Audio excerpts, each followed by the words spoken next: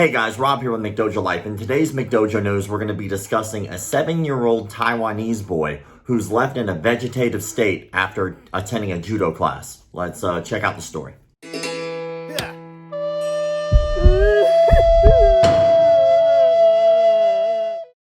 In an incident that has left parents shocked, a 7-year-old boy fell into a coma after he was allegedly thrown to the ground more than 20 times in a row during a judo session.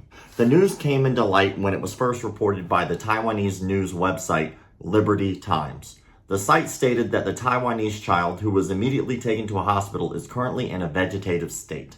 The incident took place when the 7-year-old Huang, I'm sorry if I'm mispronouncing the name, I'm not doing that to be disrespectful, was at his judo class at 7 p.m. on Wednesday, April 21st. His uncle, who was present during the class, revealed that his nephew appeared unwell during his lessons. He also told the media that Huang complained about feeling nauseated. The uncle then approached the coach about the same, but the coach brushed it off and assumed Huang's state could be because of an overly filling meal. The coach then resumed instructing 2 other boys in class to practice their own throws on Huang. All the while, the 7-year-old pleaded for the coach to stop. Huang informed him that both his head and leg hurt. He also told the coach that he no longer wanted to do practice. But Huang's coach allegedly threatened him to get him up. The coach then threw Huang to the ground 6 to 7 times. This led to Huang losing consciousness. By this point, Huang had already been thrown to the ground about 27 times and became unconscious. Unfortunately, instead of checking in, the coach carried the boy to his uncle and insisted that the child was pretending to faint. He added that he wasn't sure if it might be because he threw up or was accidentally choked. The coach shockingly told the boy's uncle that if they didn't feel assured, they could seek medical attention. No shit, dumbass.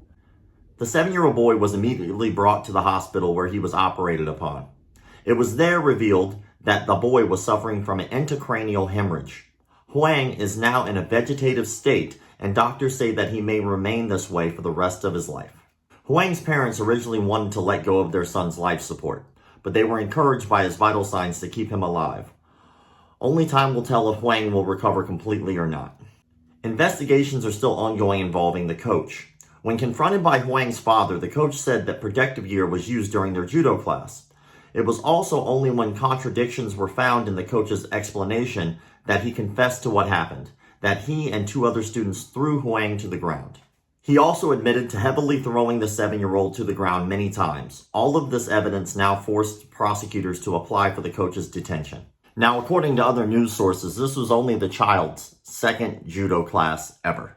Meanwhile, the Chinese Taipei Judo Federation disclosed in a Facebook post Saturday that Ho does not possess a coaching license issued by the CTJF. I'm going to go ahead and show you guys a little bit of the footage. If you don't feel like watching that, I would definitely suggest not, because I just gave you the entire story of what happened. Obviously, in the footage, it's going to be kind of hard to tell what exactly is going on because it's a fairly grainy. But, I figured it would be fair for you guys to kind of see for yourself.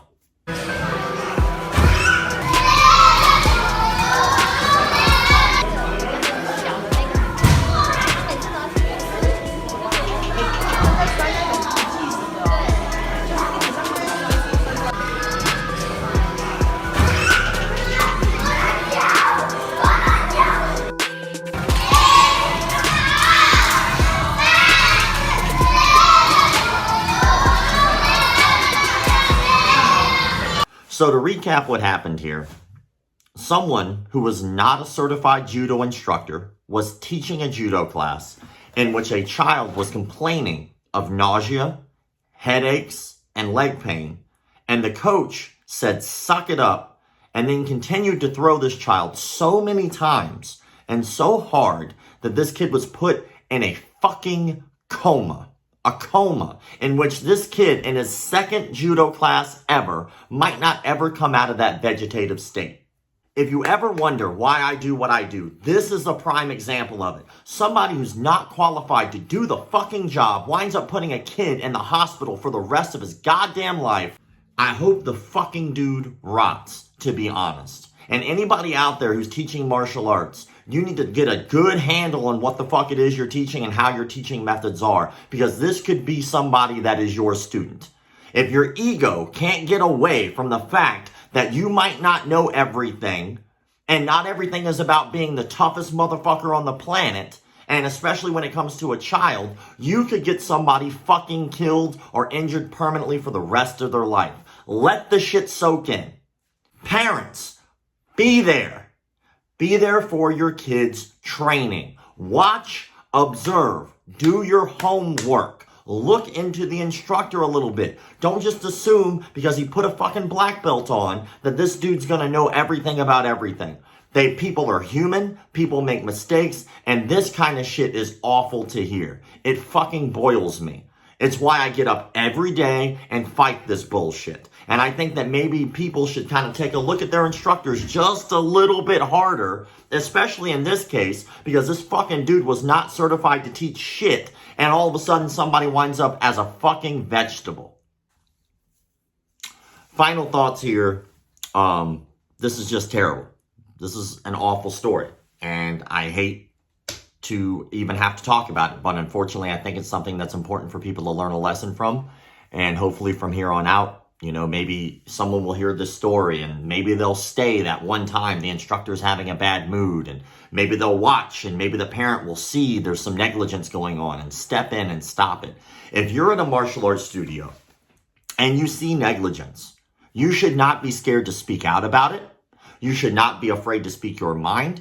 And you should not only not be afraid, you should be encouraged by the owners to step up when you see negligence.